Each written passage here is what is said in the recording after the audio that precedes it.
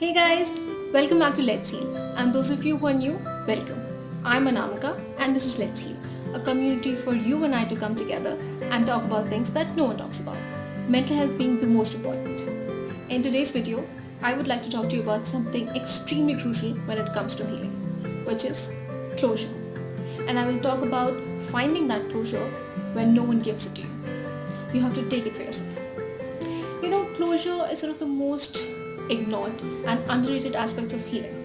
When we talk about healing and recovery and growth, we often talk about moving on, letting go, forgiving, making peace with your past, looking forward, and things like that. But we don't talk about closure. We don't give it the utmost importance that it requires and deserves. You see, for somebody to move on in the next chapter and the next phase of their lives, they have to close the previous chapter in a healthy way, in a way which lets them move forward, and that cannot be achieved until you find closure. Now, what do you mean by closure? Closure is that point, that destination that you reach in a particular relationship or friendship or job or any particular situation wherein you make peace with what happened, you accept it, you respect that, you forgive that, and you move forward. You need to forgive that person, you need to forgive yourself, you need to forgive that situation. And in order for you to do that, you have to first accept it. You have to first make sense of what happened. You have to have a grasp on the reality of what happened and then move forward. Now, the sad part is that sometimes we are not able to get that closure. We're not able to find that closure in the people who need to give it to us. Closure is not a one-sided job usually. It's usually a two-way process. Two parties are involved, they sit together, they talk, and they make peace. That's how it should happen. That's the ideal way. But sadly, life is far from ideal, and we don't get what we require in order for us to move forward. So what do we do? Do we stay stuck in that situation forever and never heal and never move on? Or do we find an alternative? Well, of course, the latter, and that's why here I am today talking to you about this. So as the title of this video suggests, finding closure, give yourself the closure that you did not get. So this happened to me. I had somebody in my life who hurt me deeply and who left me in the middle of nowhere, confused and conflicted, unable to understand what exactly happened, because some people twist the narrative so much that you are not even able to point a finger at them or yourselves and say with clarity whose fault was it. And unless you do that, unless you realize what happened, unless you understand what happened, how would you move on? I mean, it's obvious, right? And what happens is that when you encounter such people, some people, they simply can't help themselves. They are programmed a certain way and they do wrong with you, they do bad things to people, and they don't even realize that they were doing something wrong. Or even if they do, their egos are so inflated that they will accept it. So even if you confront them, they'll be like, whatever, they won't give you the answers you need. They won't even respond to your questions at time. And in your head, you are still conflicted and confused. So obviously, your healing gets stuck because you are unable to move on. In those situations, in those relationships and friendships and jobs and social situations, XYZ things, fill in the blanks as in what is convenient to you or what applies to you. What you're supposed to do is you're supposed to have a long, continuous self-talk with yourself. Of course, this will take time. This won't happen in one go, in one sitting. You have to meditate on it. Now, when I say meditate, I'm not telling you to sit down, close your eyes, chant some mantras and things like that. What I'm saying is that you have to focus on what happened, on how you think that happened. What's your narrative of that story.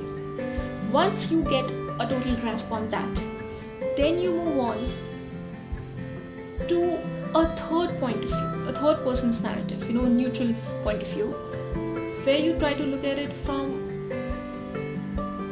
a neutral standpoint, a third party perspective, in which your biases don't come in. Then you try to look at that situation from that other person's point of view. Now, of course, if you're being totally honest to yourself, you would be able to realize whose fault was it, how much was it your fault or their fault, and how much was it just circumstantial. Once you make sense of that, it'll be easier for you to first accept what happened and then forgive that and make peace with that. Forgive the situation, forgive yourself, forgive the other person involved. Even if they don't apologize to you, doesn't matter. Forgiveness doesn't happen for them, it happens for yourself so that you can move forward. It's as selfish as it gets. And then give yourself the closure that you've been wanting for years, that you've been needing for years and you did not get.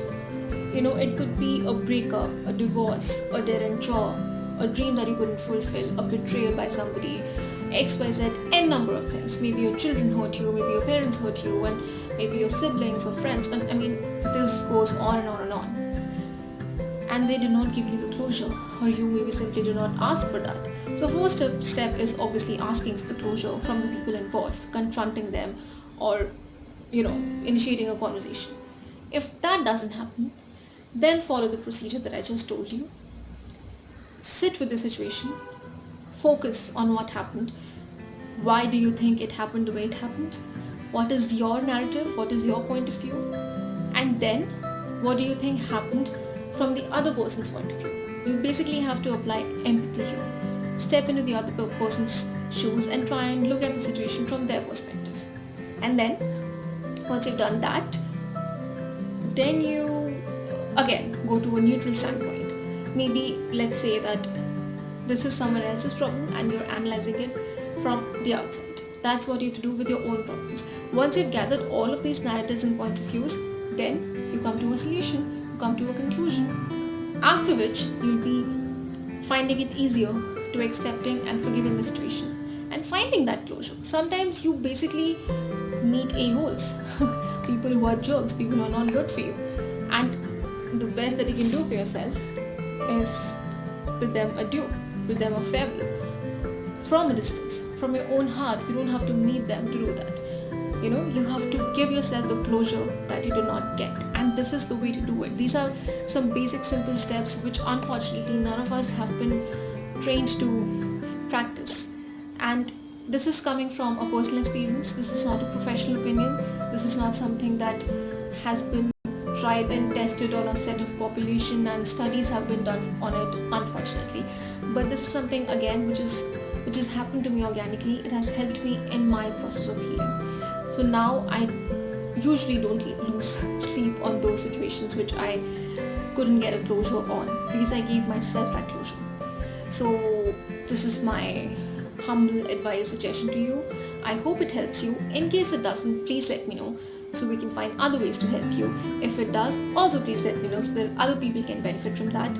Also in the comment section, let me know what are your closure stories and how you have been able to find yourself the closure that you do not get. I heal you, you heal me. Together, we heal the world. Let's heal.